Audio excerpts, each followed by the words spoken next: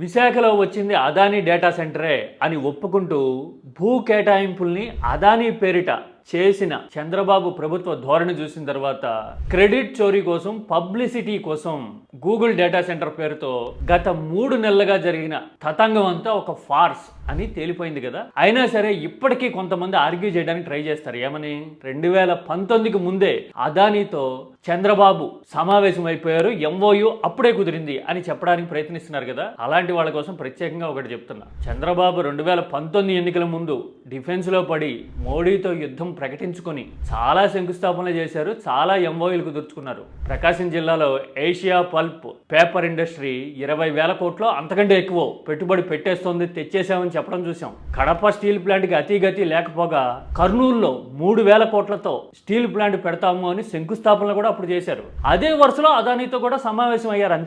అంతే తప్ప భూ కేటాయింపులు చేసిన చరిత్ర కానీ, శంకుస్థాపనలు చేసి పనులు మొదలుపెట్టిన దాఖలా కానీ ఉన్నది మాత్రం 2023 సంవత్సరంలోనే. అంటే ఇది అవుట్ రైట్ గా జగన్ హయాంలో వచ్చిన Adani data centre, Adani investment with collaboration of Google అని ఒప్పుకోక తప్పదు కదా.